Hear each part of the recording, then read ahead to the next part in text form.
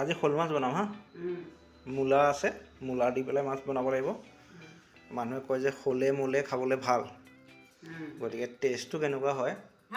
আজি বনাম হা আজি মই বনাম ঠিক আছে মাছটো প্ৰায় আধা কেজি হ'ব এপ্ৰক্সিমেট মূলা লৈছোঁ কেনেকৈ বনাম মই দেখাই আছোঁ আপোনালোকক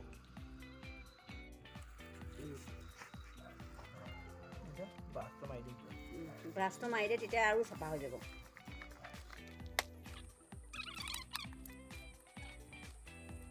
আজি শ'ল মাছ বনাম মূলাৰ সৈতে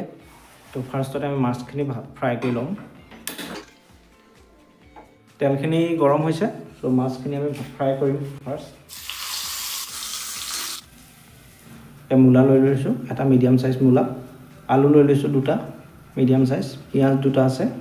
নহৰু আপোনাৰ 6-7 ফুট আছে আদা আছে জলকীয়া আৰু তেজপাত আছে চ' প্ৰথমতে আমি পিঁয়াজখিনি ফ্ৰাই কৰিম নহৰুখিনি দি দিছোঁ দুটা জলকীয়া দি দিম তেজপাত দিছিলে অকণমান ব্ৰাউন কালাৰ হোৱালৈকে ফ্ৰাই কৰি লওঁ অলপমান আমি ধনিয়া পাউডাৰ দিম অলপমান জিৰা পাউডাৰ এতিয়া আমি কাটি ৰখা এই মূলা আৰু আলুখিনি দি দিম লগতে আমি অলপ আদা কাটি ৰাখিছিলোঁ আদাখিনিও দি দিম